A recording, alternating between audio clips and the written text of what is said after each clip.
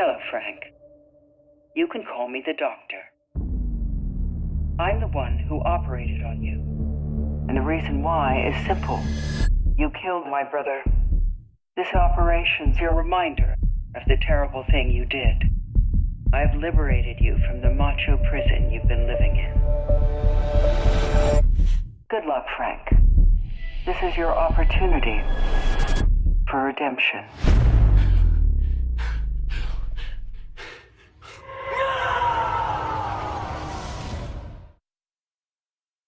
Hello. You sound great. Adam.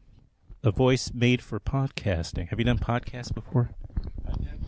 Talking to the mic, though. I did.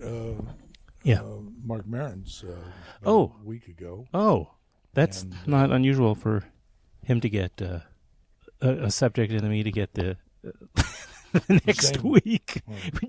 I hope I don't say exactly the same things. That's kind of true. Because, Mark is more generalist in terms of his guests. So I like to think maybe I can ask a little bit more nuanced.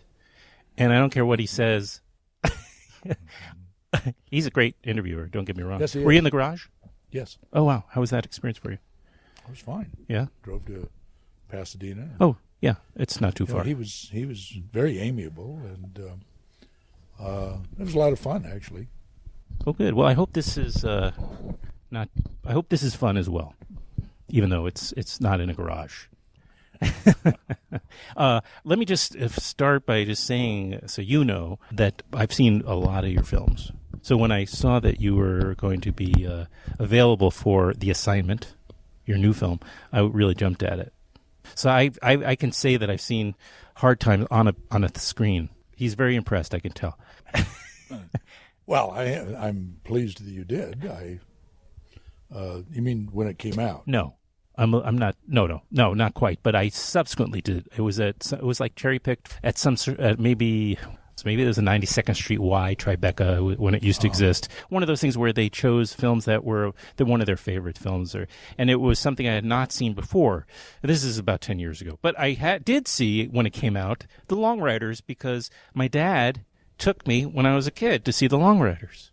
So that's another favorite because of that memory. And even then, I was so impressed. All these different sets of brothers who did the movie together. It was a real neat a nice way into the film that you had actual brothers. It was cast. kind of my way into the film in the sense that I kind of get credit for it. But the brothers that all banded together before I got into the film, Jimmy Keach and Stacy. Jimmy had been in a play, kind of off-Broadway play, I believe. He had played Jesse James, and he got interested, of course, and did a lot of research.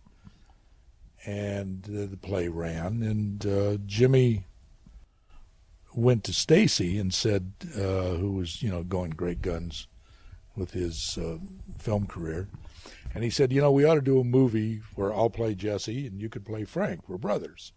It's a natural. It is. And there was the younger brothers.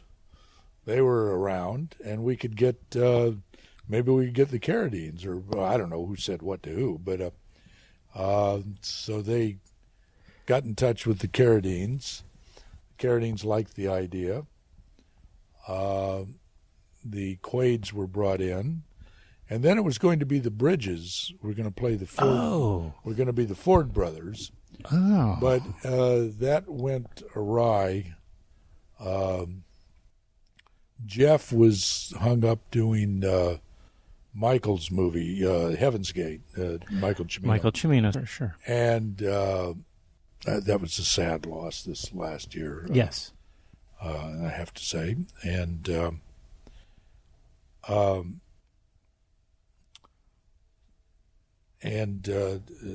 problem was a little bit deeper.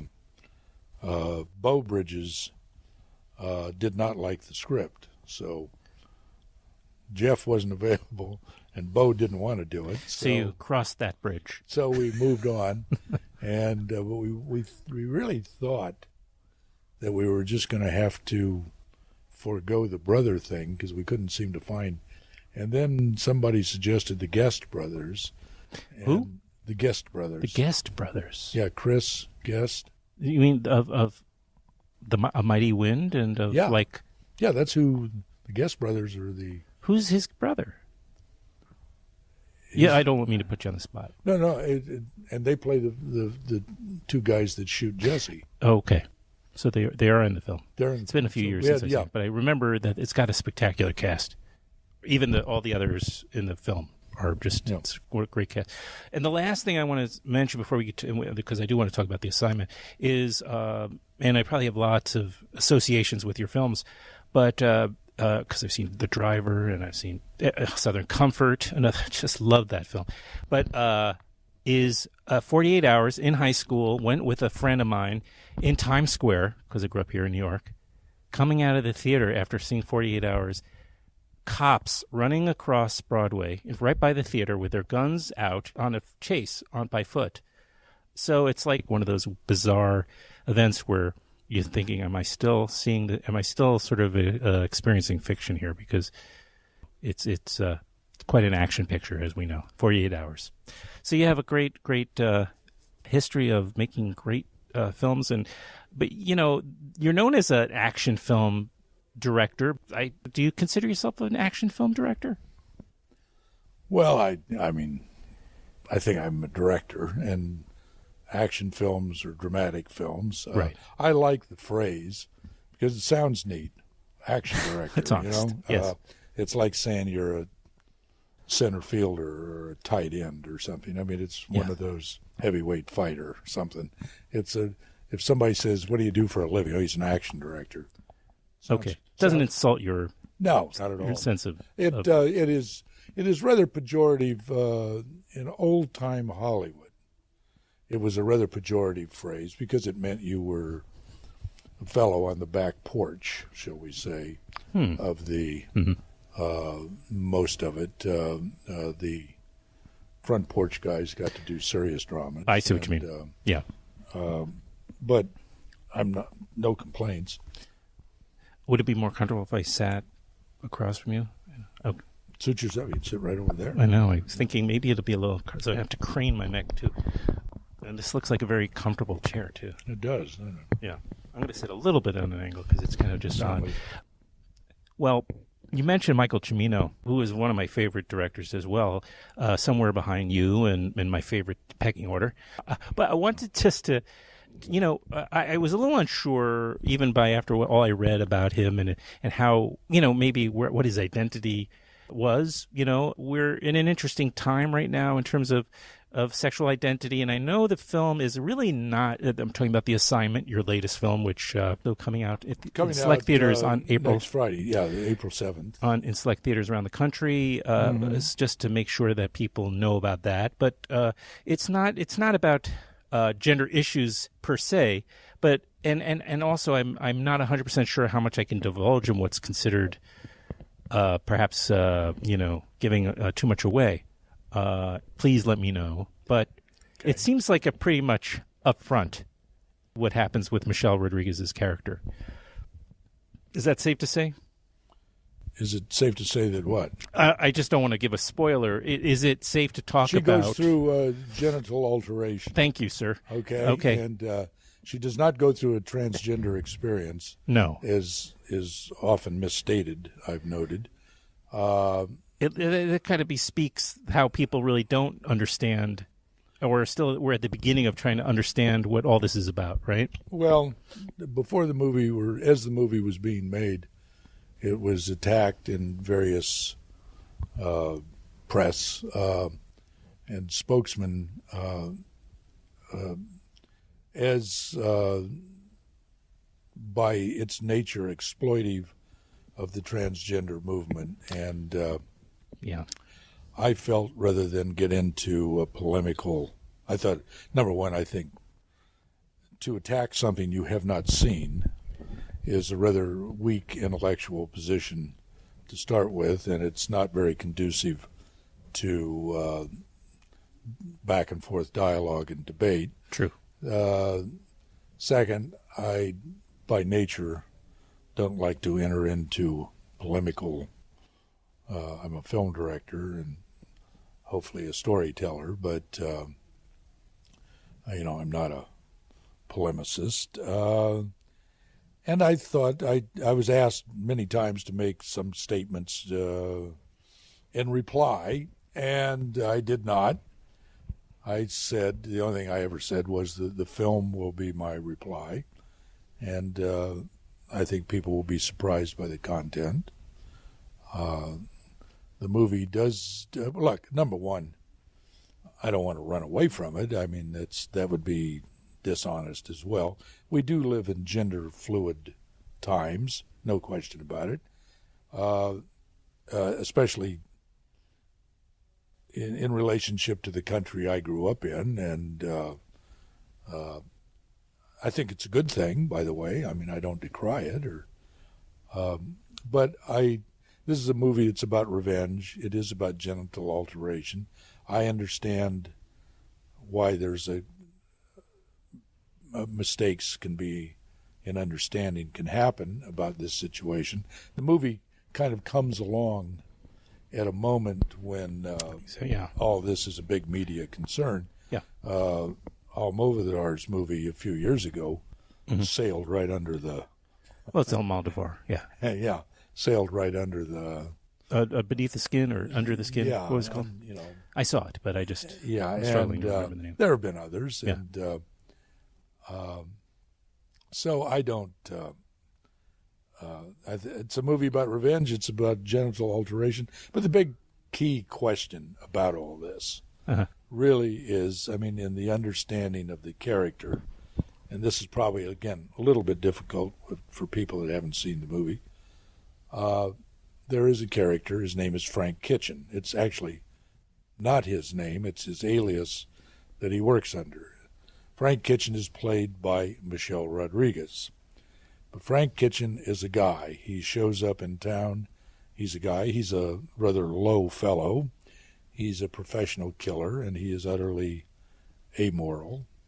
He is a survivor of the streets and the most brutal part of the criminal underclass. He's enters into a corrupt bargain to kill somebody, but he is then double-crossed, and he wakes up in a genitally altered condition.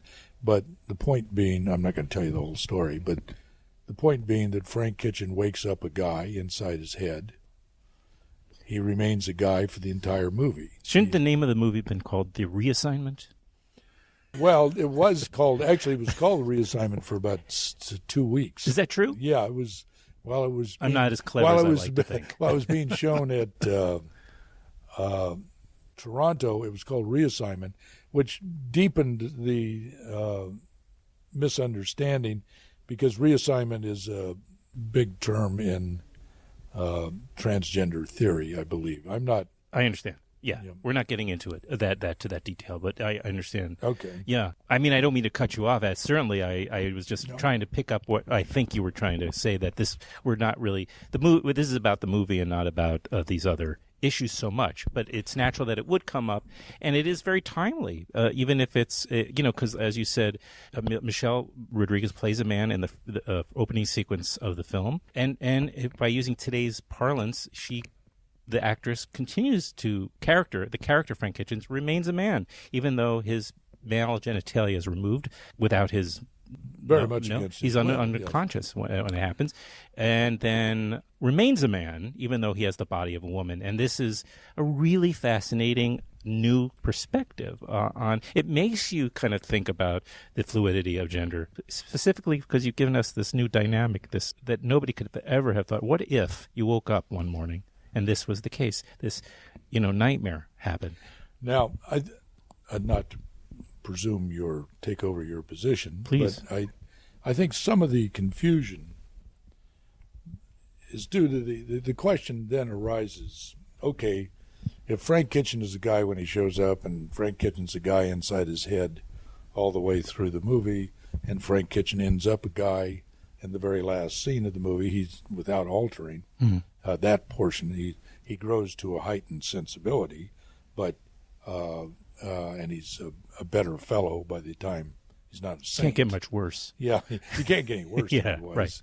And he becomes a sadder but wiser fellow by the end of the movie. But I think it's a fair question to say, Walter, if all this is true, wouldn't it have been less confusing to have cast a man as Frank Kitchen rather than casting a woman, Michelle Rodriguez? True, but I'm not really as interested in the actor as I am the character. It almost doesn't matter to me who's playing the character, whether it's a man or a woman. I'm interested in Frank Kitchen's his experience. And well, Walter, you've given a perfect answer to the. All right, I'm Walter. We've switched roles. I see. We're switching. Yeah. Well, I can think of very few other directors I'd rather switch roles with than yours. Well, I thought, I just to address it a bit, I did think it was considered. I think I approached it from a slightly different way. You know, directors have to be at some point practical fellows and women about you get so much money and you only get so much time, and that's going to be it. And tell your story walking here, buddy. So that's the way the game is played. I felt if I cast a guy, the movie would inevitably be too much a movie about makeup, number one. Mm-hmm. But and makeup is time, is money, is, you know, there's a lot of factors involved there. But deeper than that, I thought it was a less artistic challenge to a person. I thought that to cast a woman and tell her she's got to play a guy all the way through, a guy inside her head who had been altered but still had a framework of a guy, to cast a woman in that part was a greater artistic challenge and gave her something to push against that would be you had to be very careful with the casting, but would achieve higher results, potentially higher results. And Michelle, I have to tell you, was the director's dream come true. She gives a wonderful performance. She gives a very brave performance. And she gives, I find her entirely credible. She